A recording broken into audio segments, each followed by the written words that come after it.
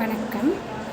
எல்லோருக்கும் வணக்கம். நம்ம இன்றைக்கி என்ன பார்க்க போகிறோம் அப்படின்னு சொன்னால் ஆளுமை அப்படின்னா ஆளுமையை பற்றி பார்க்க போகிறோம். ஆளுமை அப்படின்னா ஒருவர்கிட்ட இருக்கக்கூடிய குணப்பண்புகள் அதை தான் ஆளுமை அப்படின்னு சொல்லுவாங்க. அதாவது வெளி தோற்றம் நம்ம எப்படி இருக்கோம் அப்படிங்கிறத வச்சு ஆளுமை சொல்லுவோம். நம்ம அந்த ஆளுமைனா என்னதுன்னு மட்டும் இது பார்ப்போம் இன்றைய வகுப்பில். ஆளுமை அப்படிங்கிறது ஆங்கிலத்தில் ஆளுமையை பெர்சனாலிட்டி அப்படிங்கிற சொல்லியிருக்கோம். லத்தீன் மொழியில் பெனம் அப்படிங்கிற சொல்கிறது. இதில் இதுக்கு பெரியனோ அப்படின்னு முகமுடி அப்படின்னு சொல்லுவாங்க. வெளிப்படையாக வெளி தோற்றத்தை வச்சு சொல்கிறத அது இந்த சொல் குறிக்கி நம்ம இயல்பை ஆளுமையாக என்னது அப்படின்னா அவருடைய பண்பு நலன்கள், குணநலன்கள், அவருடைய அறநெறி, அவருடைய வெளி தோற்றத்தை வச்சு நம்ம ஆளுமையை கூறுவோம். இரண்டாவதாக ஆளுமையோட வரையறை பற்றி பார்ப்போம். ஆளுமையோட வரையறை நிறைய அறிஞர்கள் கூறியிருக்காங்க. நம்ம இன்றைக்கி இரண்டு அறிஞர்கள் கூறுறதை வச்சு பார்ப்போம். இதெல்லாம் அப்படின்னா கில்போர்ட், டேவிட் மெக்லிலாண்ட் அப்படிங்கிற அறிஞர் சொல்லியிருக்காரு. கில்போர்ட் என்ன சொல்லியிருக்காருன்னா ஒருவரது பண்புகளின் தனித்தன்மையை அவரது ஆளுமை அப்படின்னு சொல்லியிருக்காங்க.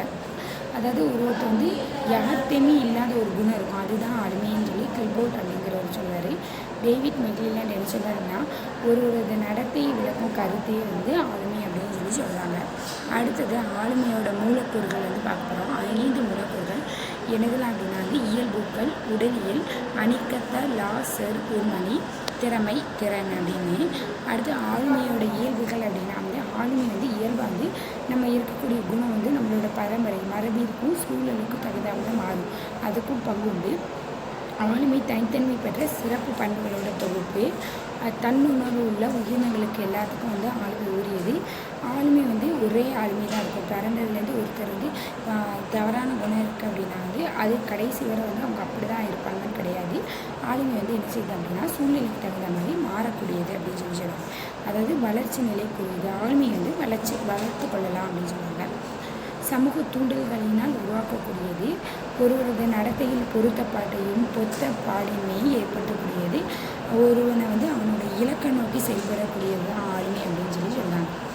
ஒரு வகுப்பறையில் இருக்கக்கூடிய அதாவது ஒரு ஆசிரியருக்கு எதற்காண்டி இந்த ஆளுமைக்குரிய சைக்காலஜி தேவை அப்படின்னு அதாவது ஒரு உளவியல் சைக்காலஜி தெரிஞ்சுக்கிட்டோம் அப்படின்னா ஆளுமை பற்றிய சைக்காலஜி அப்படின்னா கிளாஸில் மாணவர்கள் அவங்கள்ட்ட என்ன குணம் இருக்குது. ஒரு மாணவன் நம்ம வகுப்பறையில் சோர்வாகவே இருக்கான் அப்படின்னா அந்த மாணவன் எதனால் சோர்வாக இருக்கான் அல்லது அவனை பற்றி புரிஞ்சுக்கிறதுக்கு நம்மளுக்கு என்ன தேவை? சைக்காலஜி, ஆளுமை பற்றி உளவியல் அறிவு தேவை. பர்சனாலிட்டி சைக்காலஜி தேவை அப்படின்னு சொல்லி சொல்லுவாங்க. அதுக்கப்புறம் நம்ம கூடி தினசரி நிறைய பேர் ஆசிரியர் கூட மற்ற ஆசிரியர் இருப்பாங்க, மற்ற வேலை பார்க்கக்கூடியவர்களாக இருப்பாங்க.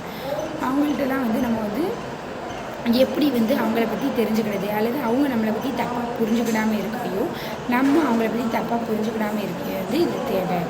அடுத்தது சமூகம், அதாவது நம்ம இருக்கக்கூடிய இந்த சமூகத்தில் மற்றவங்களோடு பொருத்தி செயல்படுறதுக்கு இந்த ஆளுமை தேவை. இன்றைய வகுப்பில் நம்ம அப்போ இன்றைக்கி என்னெல்லாம் பார்த்துருக்கோம் அப்படின்னு சொல்லி சொன்னால் ஆளுமைனா என்ன, ஆளுமைக்குரிய இயல்புகள், அதன் மூலக்கூறுகள், அதுக்கப்புறம் ஒரு ஆசிரியருக்கு எதுக்கு ஆளுமை தேவைன்னு சொல்லி பார்த்துருக்கோம். நன்றி.